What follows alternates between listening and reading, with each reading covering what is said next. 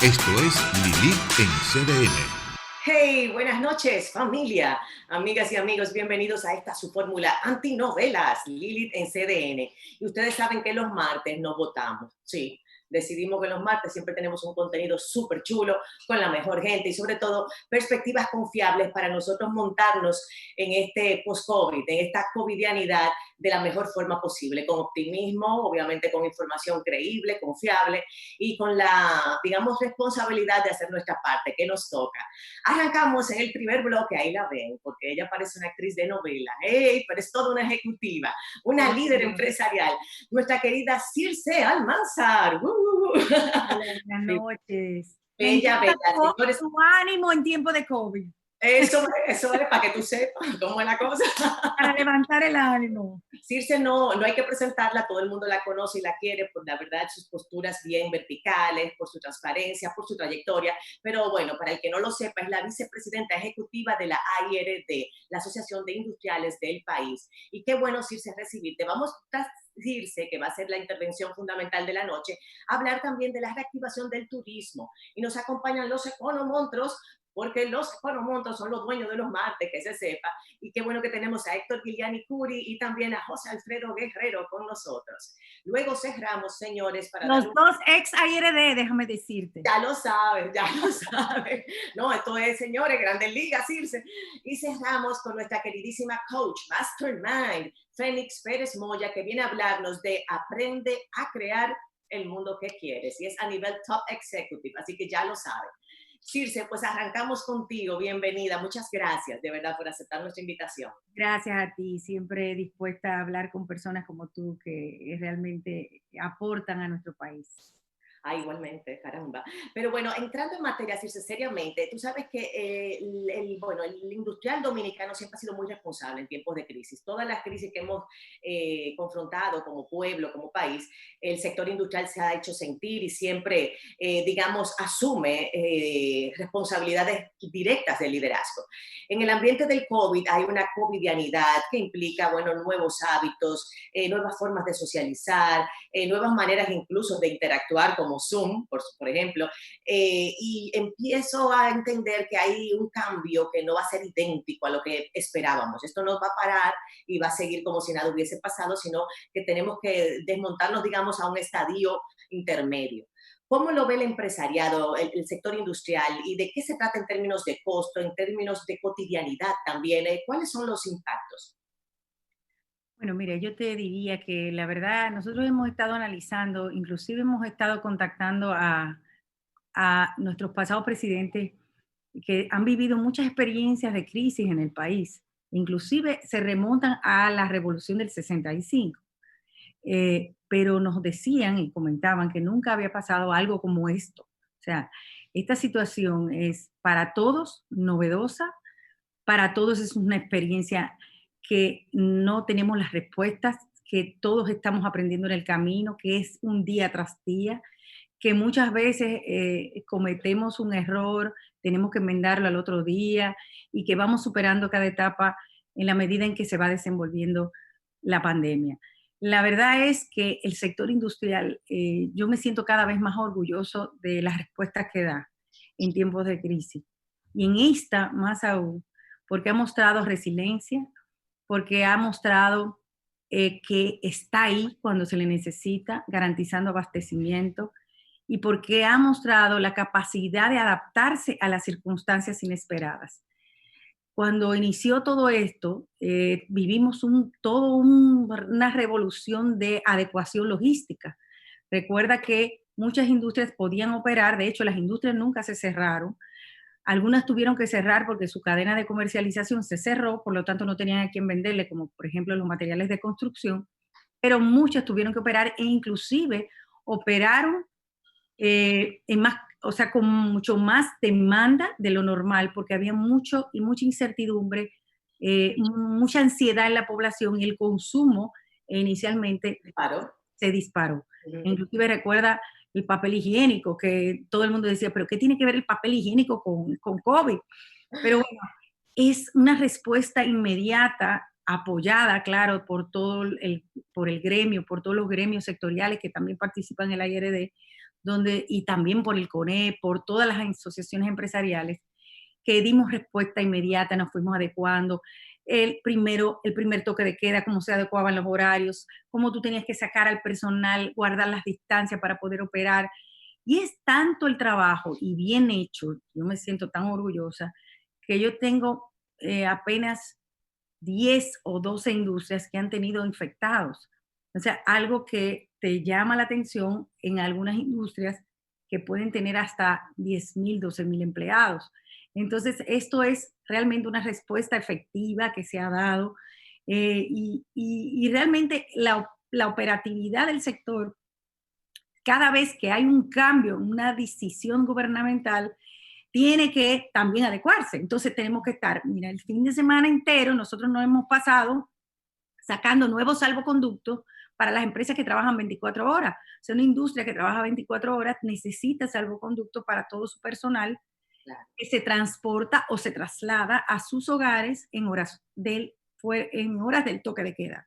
Bueno, Claro. imagínate tú sacarle a cada trabajador que opera de manera nocturna todos esos salvoconductos. Ha sido ardua la labor, pero después mañana pasamos a otro punto, pasamos a un punto laboral, que qué va a pasar con las suspensiones, qué va a pasar con el mes más, que si vamos a seguir. Entonces, todo esto ha sido un trabajo conjunto. Esas tres preguntas me interesan, Circe, te la hiciste tú y tan perfecta, o sea, de verdad, o sea, con el tema de las suspensiones, con este desmonte parcial, esta nueva realidad que, como bien tú dices, es desconocida para todos, estamos aprendiendo sobre la marcha. ¿Qué vislumbran ustedes desde el punto de vista de esas mesas de negociación, de planeación, digamos, de estrategia? Mira, hay muchas interrogantes y de hecho estábamos comentando recientemente eso con las autoridades y van desde cómo evitar un incentivo a la suspensión, porque también hay que ver eso, o sea, uno tiene que tratar de lograr que la empresa pueda dinamizarse, porque tú tienes que ya vivir con la covidianidad. Entonces, esta apertura que se dio, que es una primera fase, realmente tenía que darse porque o te mata el COVID o te mata el hambre. Entonces, Claro. muchas empresas que ya no podían, no aguantaban más porque todo, pasar 2 meses cerradas en sus operaciones, ya se significaría prácticamente estar al borde de la quiebra en un momento muy cercano. Entonces, ¿qué pasa con eso? ¿Cómo lograr que realmente se mantengan las suspensiones y se extiendan para aquellos empleados que sí lo requieran? Por ejemplo, los vulnerables, aquellos que tú tienes que mantener fuera porque tienen alguna enfermedad preexistente, porque pueden ser también vulnerables, o sea, aquellos de mayores de 60 años, aquellos, esos vamos a tener que buscarle la vuelta porque tú no vas a poder trabajar con ellos, o sea, no puedes ponerlos a laborar. Entonces también tienes que buscar la salida a que No lo esas... puedes tener físicamente, digamos, en un lugar, no lo puedes tener físicamente. Esos serán los nuevos empleados remotos, digamos. Pero ¿qué pasa, Lili? Es que en una industria, Sí. solo el personal administrativo es básicamente el que opera, puede operar en teletrabajo. Los operarios de plantas, la mayoría tienen que estar físicamente porque una industria opera en máquinas, opera en empaque, opera en almacenes, o sea, no hay forma de que tú puedas tener ese personal en teletrabajo. Entonces eso conlleva un sinnúmero de sacrificios que tenemos que muchas veces buscarle la forma de compartirlos con ayuda o subsidios de gobierno para evitar que la empresa llegue a una crisis que pueda llevarlo al cierre total de la empresa o que lleve al despido, y eso es lo que no queremos. Entonces, esa búsqueda de mecanismos constante, de cómo paliar la situación, igualmente con los infectados, qué tú vas a hacer con los infectados, pero no solamente el infectado, si tú tienes un infectado cuando estás trabajando, entonces estuvo en contacto con 4 más en la empresa, tienes que sacar a esos también. Entonces, todos esos empleados van a tener que buscársele la vuelta de cómo seguir recibiendo recursos económicos para poder vivir. Y así se va dando las situaciones, como ahora en la medida que tomó el gobierno, porque nosotros se lo hemos solicitado, de que tú puedas tener empresas con fase con un apoyo de fase para sus pensiones, pero también con un apoyo de fase para los que están activos.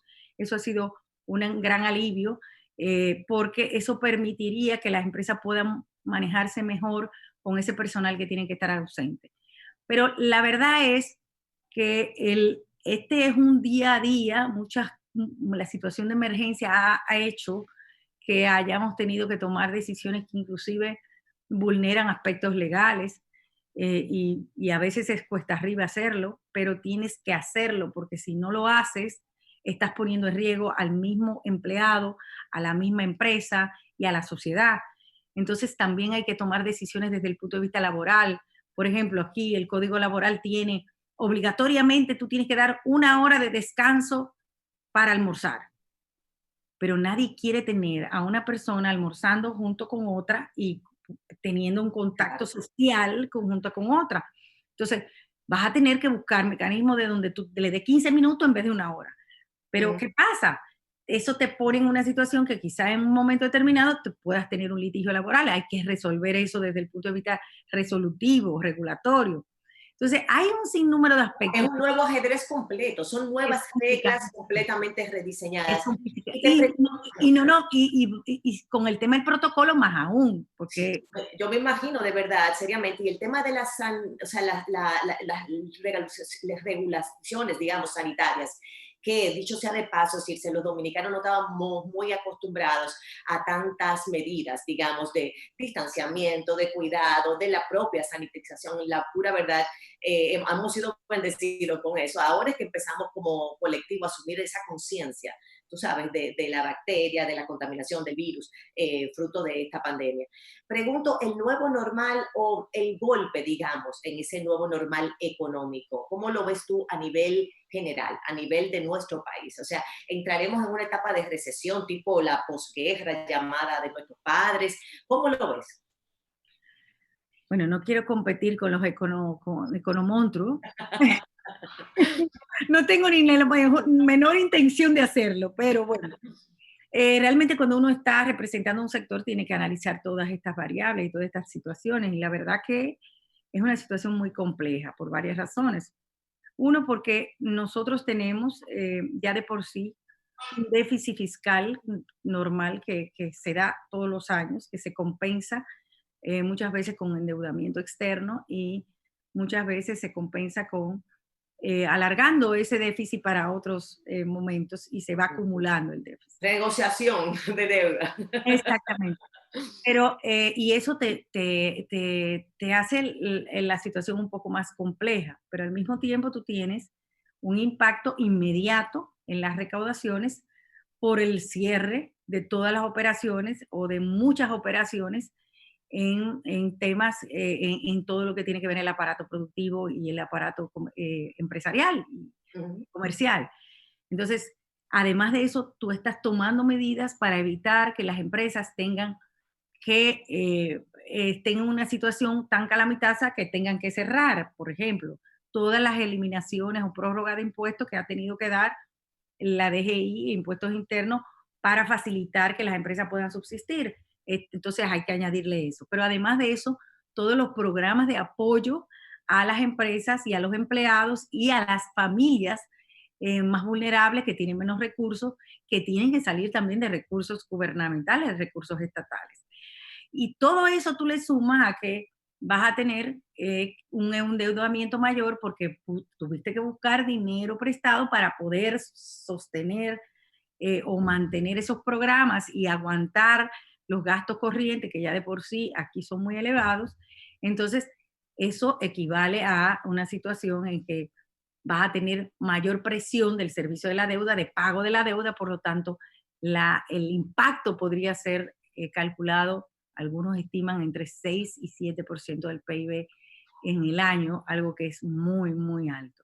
Algunos otros entienden que es mayor, inclusive, pero en una situación como esta, tú tienes muchas dificultades más, que es que tú no podrías estar haciendo una reforma o planteando una reforma para cobrar más impuestos porque tú lo que harías es provocar una recesión mayor. ¿Y quién te lo va a poder pagar? Porque obviamente la ¿Quién te gente lo va a poder pagar? Entonces, ¿cómo lidiar con esto? Tomará un tiempo, pero eso va a tener que hacerse buscando más recursos externos. Lamentablemente, nuestro discurso de que estamos preocupados por el servicio de la deuda y por el nivel de deuda, realmente ahora mismo no es un discurso que pueda ser aplicado en este momento, porque todos los países van a tener que acudir a endeudamiento para poder reactivar la economía. O sea, cuando vayamos y cuando salgamos de esto o cuando nos vayamos acercando a una normalidad donde ya tú puedas empujar los sectores productivos de manera que no puede ser en muy largo plazo, tiene que ser en corto plazo,